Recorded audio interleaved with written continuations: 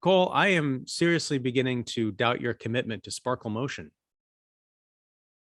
Oh my. I have the silver onesie and everything.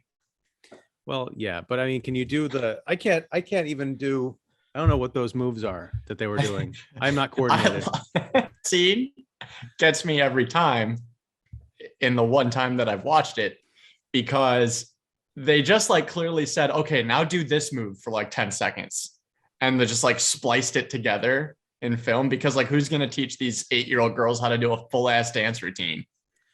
I don't know. I also wonder why they're in this. Well, maybe it works out. I don't know that they're going to a Catholic high school. It seems like a private school, but it seems weird that Donnie Darko is in the same school as his, probably 8 or 9 year old sister. Right. Is this like, is it a K through 12? Like, I guess those exist. Especially in the religious sector. I think some of those are more common, but I always find like new school structures as I get older, because I realized for me, and probably for you growing up in the Midwest, it was you go K through 5, then 6 through 8 is middle school. And then you go to high school, right? But some people have junior high, which is only 7th and 8th grade. It's all very confusing. And, maybe it's the reason we have such huge brains compared to everybody else. We just say to those people, fuck you. No, anyway. All right. So we are talking about Donnie Darko, the director's cut from 2004. The movie originally came out in 2001 and had quite the storied, problematic release, given that it came out, I believe, in January in that year at film festivals. But by the time it finally got around to mainstream theatrical, it was 6 weeks after 9/11. And from what I understand, Yikes. yes. So you've got the crashing plane imagery.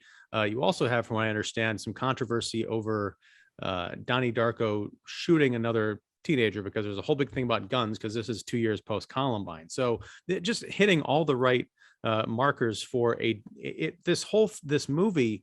By the time it finished its entire theatrical run in April of the following year, had grossed just over $500,000. And what was the budget? Do you know?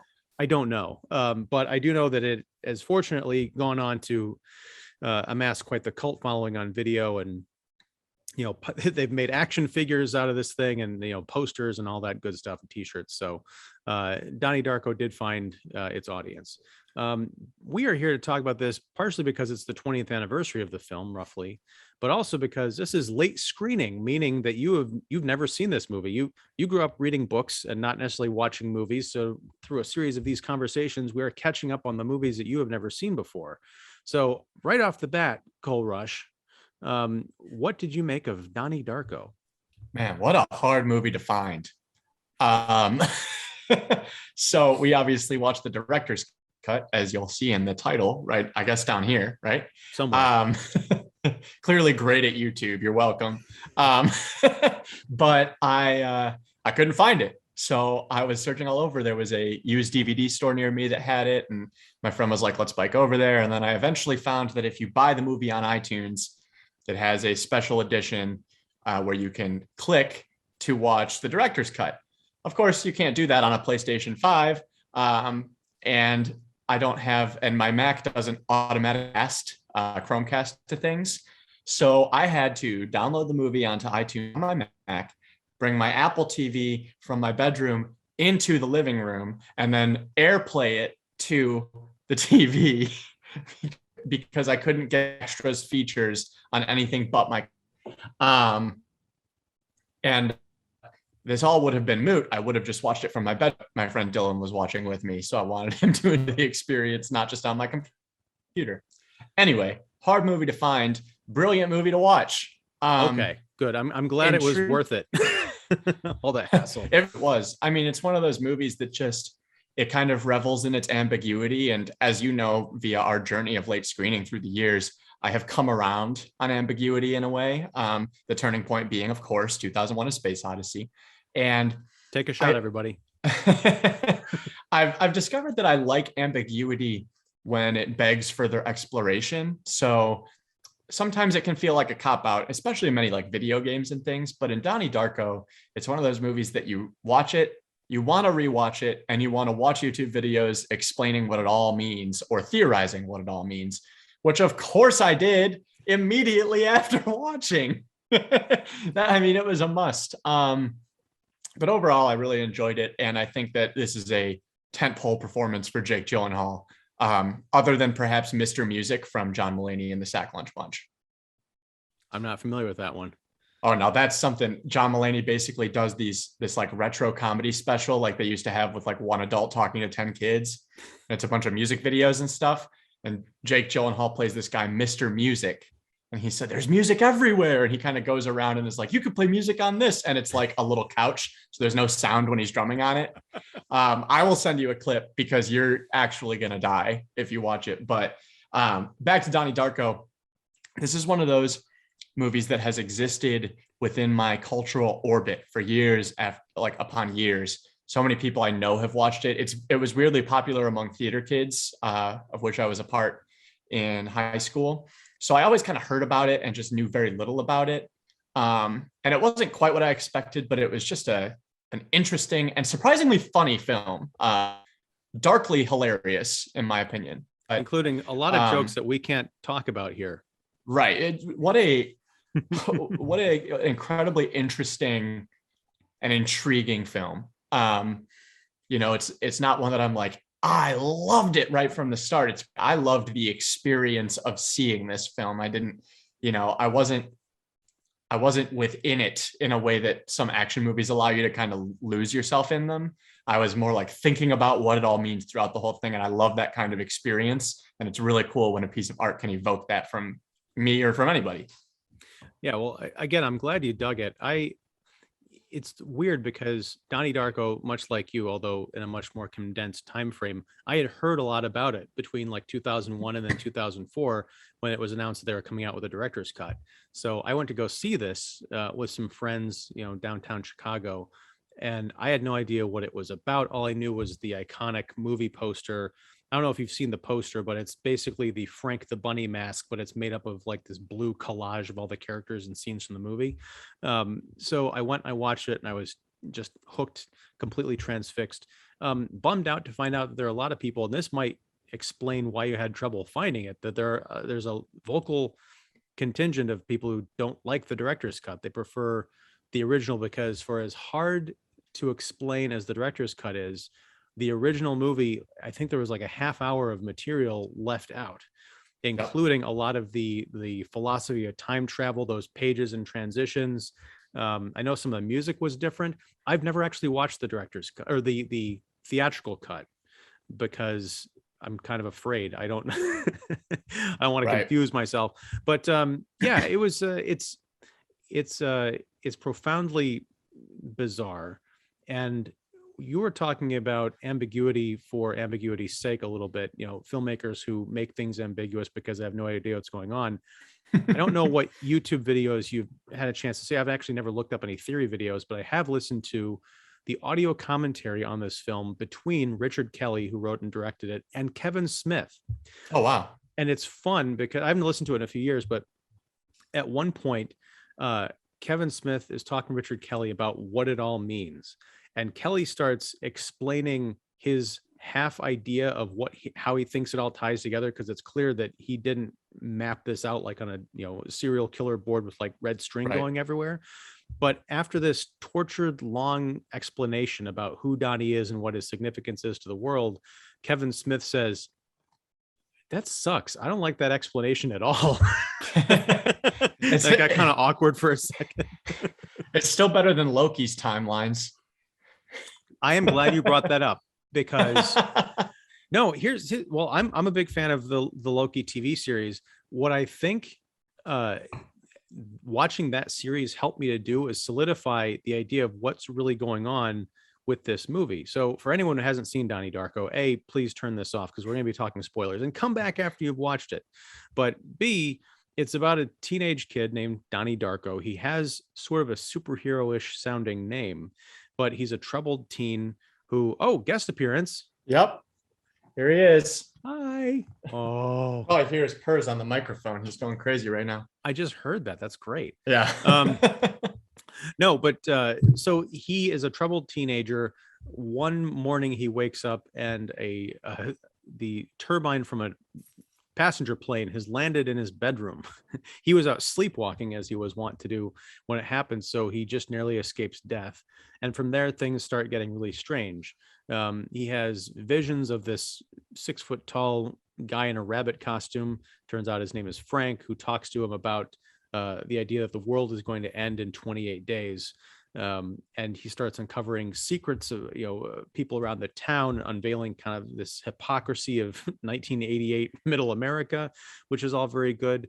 And yeah, there are no easy answers, but what Loki did for me was open my mind up to the idea of not just parallel universes, but the idea that there could be entities out there that are meant to clean up variant timelines. And towards the end of this film, watching it now, because I haven't seen it in probably 10 years, there is a distinct interface with a giant human eyeball and all this information kind of scrolling across, almost like Tony Stark's HUD display in the Iron Man suit. But then you also hear a countdown when the world is ending. So you get the sense that whoever this traveler is that's been sent back in time to correct this flawed timeline, because spoiler, Donnie Darko is supposed to die in that bed, that is that's the whole setup for correcting things. We never know who's running it. We don't know if this is somehow Donnie from the future or somebody he knows or what's going on. Now, we don't know that it's a traditional what we know of time travel. There's talk of machinery and transportation, but we only get a sense of like portals opening up and waves and very elemental things. So it could be something that people have never even conceived of as far as the future technology. So that's the kind of stuff that fascinated me more this time watching it, as well as the family drama, because as I've said a million times, I watch these movies now different now that I'm a dad. And the stuff with the parents and the way that they supported their troubled son really kind of affected me. I didn't pick up on that really beforehand. Well, you make a great point comparing this to other like wibbly wobbly time travel stuff. And I think that what I like about Donnie Darko is it explores the implications of this in like a quote unquote normal world in which people like you and me just exist, right? Loki, it's like, it's very removed. It's like, yes, every world, is impacted by these actions and these things that are happening, but are they real? Is it a variant timeline? It doesn't really matter. But in Donnie Darko, it's like, well, what happens if one of these kids becomes a vehicle for saving the entire universe by destroying the one in which he exists, or the one that he creates by choosing X instead of Y? It's really crazy. And I didn't know that this movie was about time travel at all going in. I knew that there were undercurrents of like mental illness and schizophrenia and that type of thing. And I thought it was going to lean more heavily to that angle. But the director's cut seems to kind of eschew that in a way. And there's a throwaway line, well, what could be perceived as a throwaway line to somebody like me, which I later found out was cut, which is that Donnie Darko's medication is revealed to be a placebo by his therapist. Yeah, that's in there. Which is not in the theatrical release from what I understand. Okay. But I haven't seen it, obviously. So it's like this movie is offering up those ideas on a platter, whereas the theatrical version, I imagine, leaves a little more up to the mind. And there are probably people who emerge from that viewing thinking it's a kid with a mental illness.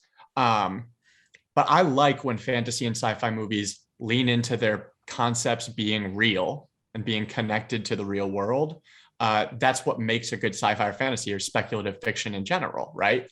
So it's more fun when you think to yourself, this is really happening in the world of these characters. And I think that might be part of the reason you were able to connect with it, because it's this family story going on, but like these kids are experiencing this thing. These feelings are real. What's happening to him is real, whether or not other people believe it. And it offers some kind of like latch points that you can look at and say, oh, wow, like, I can insert myself into this character's psyche right now and understand exactly what's happening, or not understand it at all. But it's an ability to connect with them that you don't often find in a story about time travel like this. A lot of times, time travel is lorded over us as something that we don't understand. A great example is Marvel's Endgame. They make a point of joking about how it's really difficult to understand. but like what happens when you are responsible for saving the universe via time travel, and the way you do it is by dying? It's like, that is an implication that I want to read about and watch. It's something that I want to latch onto. So I really enjoyed that about the film. Yeah, I mean, there could be even an alternate cut of this movie that you could probably piece together just by, someone could put this up on YouTube. Not that I'm advocating piracy, but just the idea, if you took out all the fantastical elements of this and just created a family drama about the Darkos, if you take those elements out of it, if you can imagine, it really is just a story about a family and a disturbed teenage boy, because all of the time travel weird stuff happens inside of his head. We're privy to that, his dreams, the passages from the book, because he's probably reading through that and we're seeing what he's imagining. Even the stuff with what we believe to be the time traveler interface with the eye and the scrolling text and all that could just be what he is imagining, or maybe that stuff is being channeled to him somehow by this psychic energy that is guiding him towards helping to set the universe right. Whatever is going on, if you take all that stuff out, you've got a mopey kid who's going to therapy. He's causing disturbances in class. We as the audience know that he's working towards this cosmic greater good. But if you step outside and look at him, just if it's from his best friend's point of view, those two, guys who hang out with him at the bus stop, they're just like, yeah, this guy's nuts. Yeah. It kind of reminded me in a way of Heather's or any Christian Slater film, really, where it's like Donnie Darko is what happens if most of the school agrees with this kid's ideas? What happens if the veil is lifted and everybody thinks everything is bullshit? And I like that Donnie is a conduit for that sort of thinking, because, and I love Patrick Swayze's character. Holy crap. Donnie is the one who sees through the bullshit, but everybody's questioning it because he's quote unquote crazy, right? But these ideas that he's having are separate almost entirely from the experiences he's having. They're not necessarily related, other than the fact that they're both happening to him. So it's very easy for people to discount him, even though they're laughing in some sort of hesitant agreement with the stuff that he's spouting. It's kind of heartbreaking in a way, because this kid is simultaneously misunderstood and respected for all the wrong reasons, and it's all kind of flip-flopped. Yeah, it's definitely a complex relationship that he has with the other people in the movie, and also with the audience, because we never quite know what to make of him. This is unlike most time travel movies, but partially because it's got this element of horror. There are some horror movie moments, like in the movie theater with Frank showing up and kind of talking to him mysteriously. You've got Donnie stabbing the fourth wall, Yep. With that giant butcher knife. But as far as first of all, I want to go back and say this did remind me of another Christian Slater movie that we talked about, Pump Up the Volume. Specifically, the hip teacher who is bonded with the troubled student gets fired in the third act. Yep. And runs out and says fuck, and has one last meeting with the troubled kid before they screw off or whatever. But no, the thing about the Jim Cunningham character, that's Patrick Swayze, and I had always read it exactly the way you're reading it now until I watched it this time, and it's from more of an adult point of view. His character is full of shit, but Yep. the advice that he is dispensing, aside from the fact that he is trying to make it a blanket, solution to all the problems, he does have some reasonable things to say, talking about like body image. It's cheesy to say, don't just look into the mirror, look through the mirror. But there is some value in that. Like, you're not just what you Right. look like. You got to, consider yourself more than just your physical attributes, and you're a beautiful person on the inside and all that other stuff. And I was kind of thinking like that, yeah, what's wrong with this? And then Donnie gets up to the microphone and starts calling him out on why his stuff doesn't work for everybody. I'm like, yeah, that's right too. So it's a very nuanced view of both teenage life and adult life and how they kind of conflict. Right. And in kind of like both of these stories, I view one as Donnie's experiences in school and one as his experiences within this time travel narrative. They're both very similar, and that he is suppressed, right? Like, every idea he has that I would view as reasonable, or at least a pathway worth walking down, when he's talking to the main teacher lady who runs what is the dance team name again? Oh, Sparkle Motion. Sparkle Motion. I was thinking Yeah. Casual Motion. I'm like, that's a little too sexual. But he's saying you can't dilute everything to two emotions. It's just not how it Fear works. and love. Yeah. And it's like, that's an amazing idea. And he is suppressed. He's not able to actually expound on that. And sometimes he chooses the wrong venue. Like when he calls out Patrick Swayze's character, maybe don't do that in front of the whole school, because while you may be right, some kids may appreciate the advice, of which there is a nugget of truth. And then you look in this time travel narrative, and he's suppressed because he literally has to die for the universe to continue going. And it's like the parallel is insane. It's all kind of telling us the same thing, which is like, it is so easy to compress and push down these flourishing ideas that otherwise could have led to something really great. And that's why I like the Donnie Darko as a time travel movie, because you're seeing what might have been in a tangent universe that could have spawned a different reality entirely, and in which Donnie could have probably been pretty happy and been successful. He also could have died young, or it's not allowing him to flourish.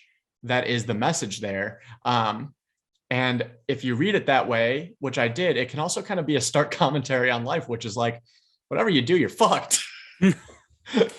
Well, I mean, ultimately that's true. Donnie Darko had the gift, the cosmic gift of knowing that things were going to come to an end. He didn't know exactly what that would mean, but he had a countdown, written on his arm in Sharpie marker. Right. So we don't know the day or the hour to get all scriptural and stuff.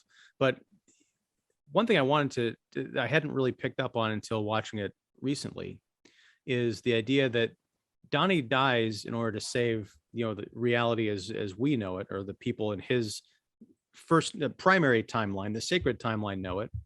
But that's not necessarily for the best, because when he wakes up, there's that whole idea of the people who wake up after having been saved from an alternate timeline. They're going to have these sort of like memories, are going to consider their memories of that other life that they didn't really live are going to appear to them as dreams. Like they wake up and they're like, oh, I feel strange. I feel guilty. I feel like I did something I shouldn't have, or I didn't do something I should have. The Jim Cunningham character, Patrick Swayze, wakes up and we see him crying in his room because he, his sins have been laid bare in that alternate reality. He, in addition to being a highly successful motivational speaker, he's a pedophile. Donnie burns down his house, but not in totally, because they find a child porn ring in his basement. He gets arrested, probably sent up the river for life in the alternate reality. In the fixed timeline, so-called, he wakes up and he's, feeling sad about it, but that doesn't necessarily mean that he's going to shut down his child porn ring or turn himself into the cops. Right. So you talk about Darko. Yeah. It's very like, the more we talk about it, the more this movie identifies with the feeling of helplessness that I think a lot of people Donnie's age feel. Mm-hmm. Which is why I think it rose to the cult status that it has. It kind of just like takes the teenaged experience and, in many ways, the dissociative experience that people feel nowadays, and it puts it into this insane time travel narrative that really is able to expound on the ideas in a super interesting way that isn't always able to be done in a movie like this. Sometimes people want to shut off their brains and see something completely different from their lives. And sometimes people want to watch Donnie Darko to feel something that resonates with them. And that's really fascinating, because who hasn't woken up from a dream in which you've done something really bad and you feel like shit about it, even though you dreamt it? It's like, it happens. It's a very relatable movie, despite the wackiness in which it's packaged. Yeah, I mean, that's very true. And there's a theme of isolation, of not wanting to die alone. And it just underscores how troubled this kid is, because he's surrounded by people. He's got a girlfriend. He's got a family that, even though they bicker, like his parents kind of dote over him. So it's not like he's a Unabomber living out in a shack, but that still is not enough to overcome whatever he's got going on inside his head. And then eventually, once he kind of realizes his destiny, what's going on in his soul. I feel like it's always struck me as kind of weird. I want to get your reading on it. When he ultimately dies, he's back in his bedroom, and before he goes to sleep, he's laughing hysterically. What do you think that's about? Oh man, I was not prepared for this question. Good. But I think that in some way, Donnie has begun to unravel this ball of confusion that he has been living in. And I think at some level, he is understanding that all of it is superfluous and none of it means anything, because he's starting to believe the things he read in Roberta Sparrow's notebook. So I think that he's laughing because he's like, none of this mattered, but I still got to experience it. And it's like, joke's on you, everybody. Like, I lived in this tangent reality for 2 weeks. Things turned out great for me, but now I got to die so that you can live your stupid, shitty, fake lives. I think that's the joke to him. It's kind of like the comedian from Watchmen. It's all just funny because of how shitty it is to Donnie. That's very interesting. I mean, because he passes right out after that. Now maybe it's because he'd been up all night, having shot a kid in the face, and his girlfriend got run over, dealing with bullies and all this other stuff. So I can imagine him being exhausted. But that's sort of another cosmic gift that he was granted. The curse is he knows when he's going to die. The gift is he ostensibly died in his sleep. So he probably wasn't aware that the fuselage fell on him or whatever it was. Right. Or in some reality he was, and he's dreaming about that reality. And I don't know, there's he's dreaming about a reality in which he's awake getting hit by it. So it's as if he's awake getting hit by it anyway. It's like there's so many layers here that could possibly be peeled back. My weird fan theory that I had to bring up at some point is that in the tangent reality, there is a tangent reality in which Maggie Gyllenhaal dies and cannot play Rachel in Batman Begins. However, once Donnie completes the cycle and saves reality, Maggie Gyllenhaal then is able to play Rachel in The Dark Knight and The Dark Knight. Well, she wasn't in The Dark Knight Rises, now that I think about it, because of events that happened in The Dark Knight, right? That's right. Yes. So speak about mindfuck directors, Christopher Nolan, there you go. But I just, the whole time I see Maggie Gyllenhaal, I just think she loves to exist in movies that screw with your mind. Like I'm thinking Stranger Than Fiction and, even Dark Knight to an extent. And obviously this one. You want to have your mind blown, check out Secretary, a movie she did not long after this. Excellent. Her and James Spader in a kinky office drama thing. I haven't seen that in 20 That's years. something. So yeah. Wow. But what was I going to say? I totally lost my train of thought. This movie jumbles up my brain. It really does. Going back to 2001, the idea The of eye.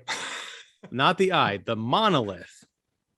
Okay. Because the eye, that's actually a good point. Hal and the red eye, that's all stuff that is easily explained within the context of the movie. It's the operating system that the company has created to oversee all of the operations of these ships that it's sending out into space. Well, I'm thinking of the eye of Bowman when he's going through the Stargate. Oh, very good. No, Yeah. I wasn't even thinking about that, but yeah, that's because it's very similar imagery there, and it's very like your idea of time and reality is false. Like that's the message that eye sends. Like, here's what you see, you dumb idiot. Well, I was thinking more about the idea of the monolith, because that is alien technology that human beings in 2001, even 2010, they kind of piece together what they are, but there's no scene where you see the aliens putting together, programming the monolith and sending them out. It just exists in our reality. It shows up as this thing that needs to be reckoned with. That's the same thing in Donnie Darko. When I was getting at earlier, we see all these water elements. There's talk in the time travel book about these abilities that certain people are going to grant in terms of like almost superpowers and psychic abilities and stuff. And it's never presented as, and here's why that happens. It's just presented as a fact that the audience and the people in the movie have to deal with.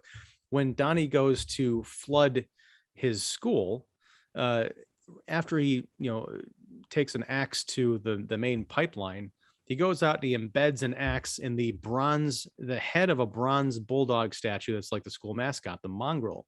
This statue is like 12 feet tall and it's huge and it's made out of bronze. When we see what he did to it, it's this axe embedded at the top of this thing. So I imagine, how the hell did he do that? That's like Thor jumping up in the air with an axe and then plunging down onto a bulldog statue. A 16-year-old kid can't do that. So it just makes me wonder, like, what in this tangent reality has he been granted superpowers? How does he get into Jim Cunningham's house? I imagine that how does he know where it is? Well, I guess you could probably find that pretty easily. I think he found his wallet on the sidewalk in front of the house. So he realized that's who lives there. But the place is like an estate. This guy's got more money than God. And I imagine crazy security. We see Donnie after he's left the best double feature of any double feature, The Evil Dead and The Last Temptation of Christ. But he just shows up in the middle of his house and starts, draping, pouring gasoline and setting on fire. Did he teleport in there?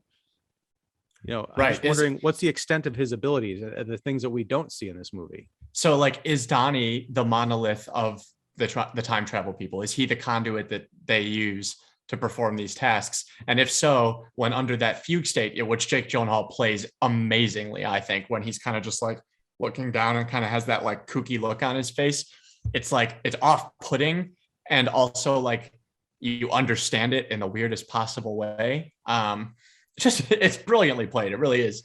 But like you get that he's not quite of this world at that moment, right? And you don't really see him move a ton when he's in that state. You might see him walk a little bit, but it's just like when he exists as this, and I can't remember what the term is from the book that he's reading, the living something. Is it the manipulated living? That's something? It. Yeah. Mm-hmm. He is so manipulated by the powers that manifest time and space that those laws don't necessarily apply to him in that state specifically. Which then makes sense why people diagnose him with schizophrenia, because if that's what you're dreaming or what is happening in your fugue state, like, holy crap. Yep. That's nuts. But I think that's one of those questions for me that's like, do I really want to know the answer? Like when I watch Space Odyssey, do I want to know what's happening in the fancy hotel room? Like, I do on some level. And by reading the book, I now actually do know, but that's just part of the larger maze to me. And it's like, if I turn that corner and I find that solution, fine, but it's just a step along the way. So that's my way of saying I'm not answering your question, Ian. Well, no, and that's okay, because you just brought up another, not so much a question, but an idea, which is the idea of Donnie Darko as the monolith, as the tool. So if there's this alternate timeline that's been created and there's someone who oversees all of this, who has the wherewithal to fix it, but they need some kind of a vessel in that alternate timeline to kind of take things to a point where it can be, reconnected again. I'm not sure how this works, but Donnie Darko is important. He has to go through certain steps in order to kind of recreate the circumstances under which the timeline was originally splintered off. But if these travelers, these manipulators can't physically go there themselves just to take care of everything, they need a vessel who lives in that timeline, then it's possible that they're sort of programming him. He sees these projections of these water-like snakes that drive him forward into like discover things like the gun that he uses to kill Frank and all this other stuff. So yeah, just the idea of him, we think, or my initial reading was he's been given this kind of insight into things that he has to do, but maybe it's that he's being programmed to just carry out these functions within this reality so that it can all be destroyed and put back to normal. Right. It's like a robot who has flashes of sentience. Yes. He is programmed to do X, Y, Z, but as he's doing Y, he realizes what he's doing, and then it's immediately stomped out. Right. That's an interesting reading of it, and something that I kind of thought about after I was reeling from watching the movie. I'm like, does he know, can he control what he's doing? Is he really even real? And it's like, is him being misunderstood a product of like just barely scraping by as a quote unquote human boy. Like, is that his life? Is that what being misunderstood means? Is that people believe you're some sort of alien from some realm of time and space that they can't relate to? That might be a bit of a stretch. This is the essentially in the alternate timeline, Donnie Darko would have changed his name, gone to college, and invented Facebook. Sorry. No. Yeah, I like this idea of the manipulated dead and all those characters. One thing I had never picked up on, I've seen this movie probably half a dozen times in the last 20 years, but it's been a while. I don't think I'd ever picked up on the fact that in the opening scene or the opening, music where they've got In Excess's Never Tear Us Apart. And that's another reason why I haven't watched the theatrical cut, is because to me, that choice of music and those visuals are one of the perfect film openings of all time. I don't want to hear another song playing over that scene. But he drives past Frank's car. Did you catch that? I did not. Yeah, I think he's riding on his bike and that red Trans Am or whatever, like, drives right past him, like, holy shit. And I think Frank was also, if I have this right, I'm pretty sure that is the guy that Donnie's sister is dating. Oh, really? Because if you'll notice, when at the Halloween party, Donnie goes to the fridge and he sees on the little whiteboard it said Frank was here, left to get beer. And so I think that when Frank and his friend in the clown costume, because they were both dressed up for a Halloween party, they were speeding back. I think they were going back to the Darko house. I'm pretty sure that I have to listen to it again if they actually blow the car horn. But on the night of the accident, in both situations, Donnie's sister gets home from a date and you hear the car horn kind of like ba, ba, ba, ba, ba, and she like has this moment where she's like, oh, this is so nice. And then the house starts to rumble. But yeah, I'm pretty sure that, I'm not saying it's a serious or steady boyfriend, because I feel like she probably would have talked about this guy a lot. I get the feeling she was sneaking in after seeing her mysterious boyfriend Frank. Yeah, it's what if Frank is the manipulated living and he is the one kind of inserted into the Darko's lives via Maggie Gyllenhaal's character, and his whole job is to essentially create Donnie as the manipulated dead. I don't know, it could be flipped. But maybe that's what it is. It's Frank is a more viable tool for influencing Donnie than influencing him directly, and that's kind of how it works. And he's available to sort of insert himself into Donnie's life at these nexus points, because he has an insight into the actual lives of the Darkos. You could make an entire movie just based on his character's perspective. Right. Like, why did he meet this, Darko girl? What was it, a natural attraction, or were there manipulations going on to put them together? Why did they run out of beer at the house? What's that whole situation? You could almost, watch, do a Rashomon of Donnie Darko. By the way, they made a really shitty sequel a few years ago called S. Darko, about the 8-year-old sister growing up and things get crazy again. Siddhartha Gautama. What? I'm thinking of Gandhi or the Buddha. I didn't get the reference the second time. But yeah, this is one of those I wish I could fugue state that joke out of the episode, because it's not going to land with literally anybody. But it might, and if it does, then you will have found your people. There we go. Yeah, the people who want to make Buddha and Donnie Darko crossover jokes. There might be something to that. Let's contact Nielsen. There's got to be a demo there. Well, no, I was going to say that's why the Buddha's always smiling, because he realizes that he's found the nexus point where he's going to make the world end. But no, I want to talk a bit about, I want to go back to those parents. Holmes Osborne plays the dad and Mary McDonnell plays the mom. There's something going on with those two. And I don't know if it's because of the effects of this alternate timeline, like if they subconsciously realize something's going on, because there's that strange scene where they're out to dinner and they're remarking that, like, the father had just let Donnie off the hook for telling a teacher to shove something up her ass. And they're out to dinner, just the two parents. And the mom's like, I don't think it's appropriate ever to tell a woman to shove anything up her ass. And he's like, he says something cute. I think he's like, I thought it was funny. And then she says, I think we need a divorce. And they kind of like pause and they look and they kind of laugh at each other kind of uncomfortably. I don't know if that's just their dynamic or if that's some kind of like as this reality begins to crumble, people's filters start breaking down and the subconscious becomes conscious, because we see a little bit of that with some of the other characters playing out too. Yeah, it's as if their darkest thoughts start to just sort of manifest, and it's this byproduct of the entire universe crumbling, or this temporary universe crumbling. And I don't know if it's this feeling of foreboding that just makes people want to, voice their deepest, darkest urges, and that's just what's happening, or what. I also think, you could read it as this movie was made in 2001. So like 20 years ago, mental illness was still way more stigmatized than it is today. And obviously there's still a long way to go, but like, raising a kid who's struggling with mental illness, that can take a toll on a family, even if they're the most understanding and open and, embracing people ever.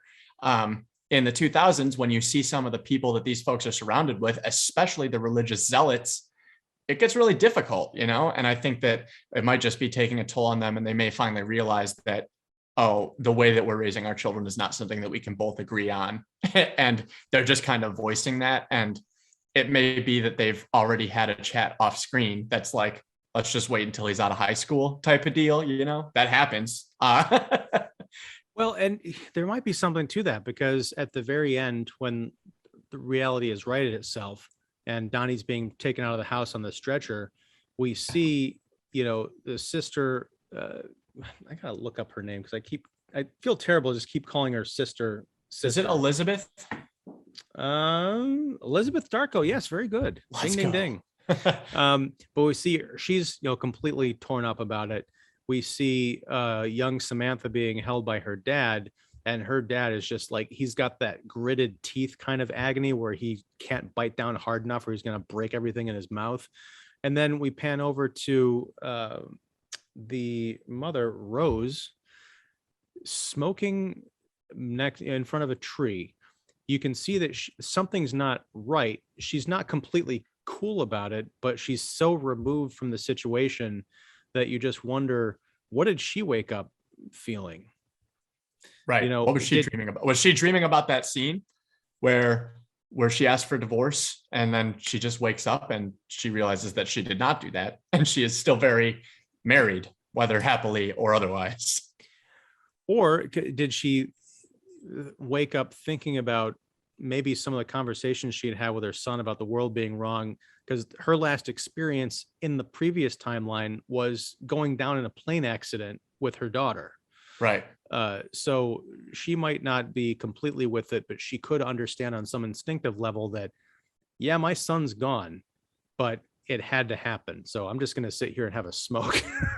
Right. Is there some sort of like residual effect of being close to the manipulated living and or dead, that leaves a mark on you more than it would for, say, Seth Rogen's character, who only existed in Donnie's orbit as a bully who chided him once in a while, Yeah, that's interesting that you say that, because Samantha Darko, she looked upset too, but she was, the sister and the father were the two people who were outwardly seemingly the most affected by what happened, but the mom and the sister seemed to have a little bit of remove. So I wonder if there's something there, like you're saying, the proximity to that event, kind of the conscious understanding of what happened is perhaps a little fresher in the subconscious mind than people who are just like, yeah, like you mentioned, the bully, or the girl who gets bullied with some of the right most horribly wrong, racist, insensitive language that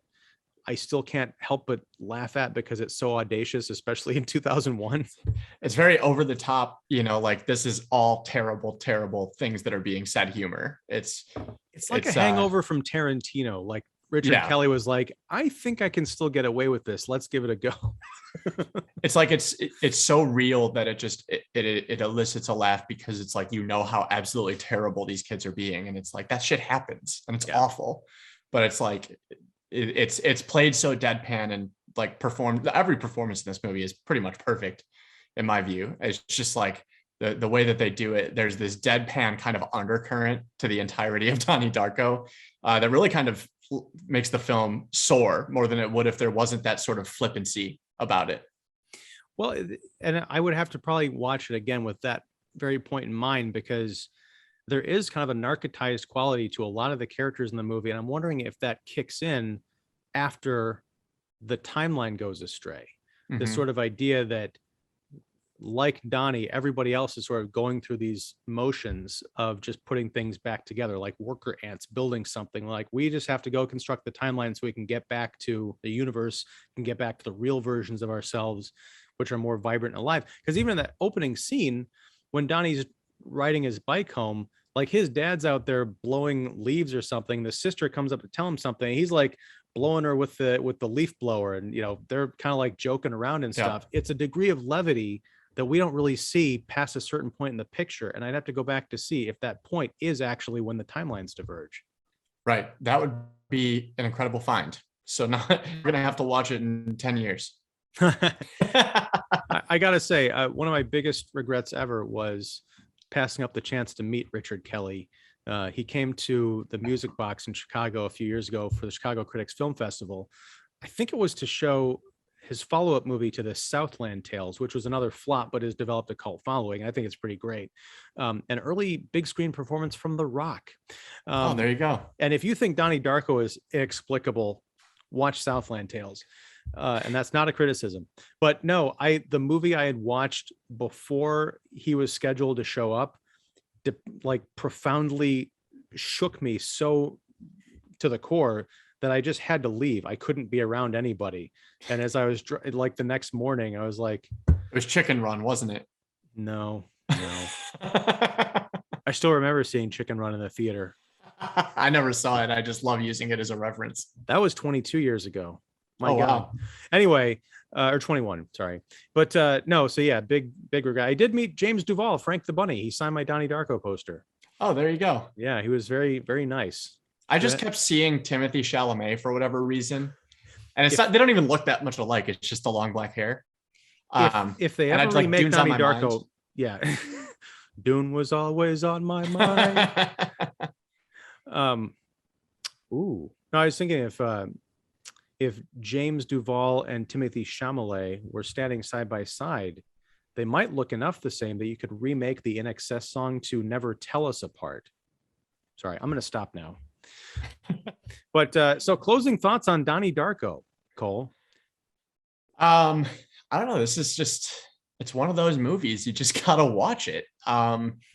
It is wonderful to explore and explicate. And it is equally impossible to explore and explicate. You have to exist within the orbit of Donnie Darko and vice versa. And I don't think that orbit will ever end. You're just going to constantly be gravitationally rotating around it. And you might, pick up a stray asteroid of an idea here or there, and your mass might grow, but it's never going to quite latch on.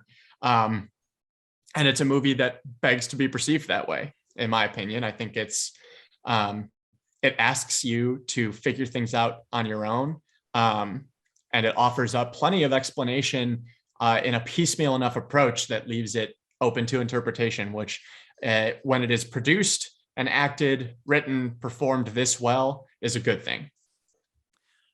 100% agree. It reminds me of another movie that came out a few years after this called Children of Men, which is essentially about political upheaval in a world where children are no longer born. So there was an exact date when the last child was born. That was like several decades ago. No one's been able to figure out how to stop the problem, and they also can't figure out what led to it. There's all these little visual clues as to, well, maybe it was this, maybe it was that, maybe it's poison, maybe it was a terrorist attack or something that infertilized people, right. A biochemical attack, something like that, right? But the answer again is very much left to the audience to ponder. And one of the possibilities is it doesn't really matter, because it's the right. Characters just have to deal with the reality, and the why, they'll figure that out maybe in the next life. That's what I love about Donnie Darko. It's like, you can try to figure out answers all you want, but it doesn't matter because he succeeded, Yes. Or did he? Because that, Jim Cunningham is still alive. He succeeded in saving the people who may not have deserved to be saved. Oh my God. What if Jim Cunningham is the supervillain of the future and he figured out a way, he sent this vessel back to destroy the alternate timeline in which he got arrested. He isolated all the timelines in which he does not get caught and travels between them. Yes, there's a Rick and Morty episode that pretty much dealt with that same idea, sans pedophilia. Yikes. Well, I was going to say, I thought you said Sam's pedophilia. I'm like, no. who's Sam? I got to stay away Never from him. met him. But no, it also brings to mind the idea of Doctor Strange and like all the billions of realities and all that stuff. So yeah, I agree. I know I said I was going to wrap this up, but I obviously lied. The YouTube videos that you watched after watching this, did anybody have any compelling theories, or they're just like, I don't fucking know? I mean, a lot of them will assign Donnie the role of either the manipulated living or the manipulated dead. I've only watched like 2 or 3 at this point. And they're good in terms of explaining like, oh yeah, there's this time travel structure in which some people become tools for saving the universe by ending a tangent universe, that sort of thing. But no, very few come to any reasonable conclusion that could widely be applied to the movie. I think there's so many holes and things to figure out that it just becomes completely difficult. But before we do wrap up, I watched 2 other movies that I haven't seen in the past week. Are you Tommy Boy? I did. I cheated on you with Tommy Boy and Ratatouille. I'm going to say this. Neither of those I would consider movies. No, I loved both of them. Of course I did. I'm the one person on the planet who, and I have not watched Ratatouille since it came out, but I hate Ratatouille. Well, I think Ratatouille is good. And that's about it. I enjoy Ratatouille, but like so many people told me it was like the best Pixar. And I'm like, for me, it's very hard to quash the bar that is Up. And it did not come close. R.I.P. Ed Asner. Yeah, this is going to sound really petty, but with Ratatouille, I could never get past the fact that they cast Patton Oswalt as a French rat and never said, oh, he came over on a ship from America and he just sounds like that. No, I'm supposed to believe that he is legitimately. All rats are American. Patriotism, man. Well, sure. But no, that was like hurdle number 1. I'm like, wait, really? Just not going to address? Okay, fine. Nothing matters. But and Tommy Boy, what'd you think of that? Oh, I freaking loved it. I've always been a Chris Farley fan, and I sometimes find it hard to deal with like 90s comedies. Definitely some stuff that, said today would be a no-go, but product of its time and all that. But I genuinely laughed out loud at many parts in Tommy Boy. And I consider myself a fairly tough nut to crack when it comes to laughing out loud at a comedy movie that I'm just watching in my house. So props to Tommy Boy for that. Fat guy in a little coat is what really got me. I got to go back and watch Tommy Boy again. I don't think I've given that movie a fair shake. Probably I had seen Black Sheep first, which was very fun. But like, I just love the Spade Farley combo. I think they're hilarious together. Oh, speaking of David Spade, this is the second time I've recommended this on a podcast in the last month. He was a guest host on the new season of Bachelor in Paradise. Oh yeah, I heard that. He was very funny because I think he realizes that he's there it's a paying gig and all these people are trash, but he just has a really great time. Well, I actually might watch that because I just think he's one of the great improv actors of our time. Not of our time. Oh my gosh. That's of my childhood time, I guess. Don't say that. Don't say that because I'm much older than you, and that makes me feel like much older than you. I mean, I guess my childhood SNL era was more of like the Bill Hader. I guess I was a little older then, but Will Ferrell, that sort of the Jimmy Fallons, the Tina Feys, that was my childhood. And then my teens and stuff was the Kristen Wiig, Fred Armisen, Seth Meyers, Bill Hader era. Okay. I cried at the end of, I cry every time I watch Donnie Darko when you get to the end and they start playing Mad World. I'm about to start crying again. So let's just leave this here. Thank you, Cole Rush, let me get your name right, of The Quill to Live. I appreciate you engaging in this I can't talk today. Participating in another late screening. And next month, we're going to be back with a blockbuster, literally page to screen to screen, which we haven't done in ages. I am so excited to dive into Dune. I am like a sandworm chomping at the bit to dive into the grains within. I will just say I have a bone to pick with you, sir, because you told me that after the first 300 pages, Dune gets good. I was hooked from page one. I'm 175 pages in, and I'm loving all the intrigue and the dialogue. And yeah, it's crazy. Well, then, in fact, you may hate it after page 300. So it's not a complete shift. It is, I mean, if you're looking at Dune as the hero's journey, like the new world happens at 300 pages, in my opinion. Okay. And it's very interesting. And there are obviously issues with it, but it is, I will say this about Dune before we discuss it next month. Compared to like Lord of the Rings or other tentpole speculative fiction books, Dune is the one I enjoyed just as a book the most. Okay. Lord of the Rings I enjoyed because I was reading Lord of the Rings and it felt good to be reading Lord of the Rings and to say that I have. Dune I read and enjoyed on surface level and on that level. So hopefully you enjoy it as well. But I'm excited to see what these films bring because I think it's going to be a really, really interesting chat. And we have a special guest joining us for Page to Screen, as I understand. Yes, Mr. Fowley. It's just a matter of if he actually finishes the book by then. We talked yesterday and it's not looking promising, but who knows? I read the last 150 pages of Dune on Thanksgiving of 2020. Wow. Yeah. Well, that's great. Just remember it enough to talk about it, please. I shall. I'm going to read many a recap. But I do remember it quite well. I think I gave it a 9.5. So I was like, damn near perfect. Awesome. So I'm super excited. I've been looking forward to this one literally since Thanksgiving of last year. Excellent. Well, we will not disappoint. All right, man. Thanks again. Take care. And hey, wait, I got one question. Why are you wearing that stupid man suit? Oh my. I'm just going to give that one to you for the whole Siddhartha thing earlier. I'll take it. All right, man. Take it easy. I'll catch you later. Bye.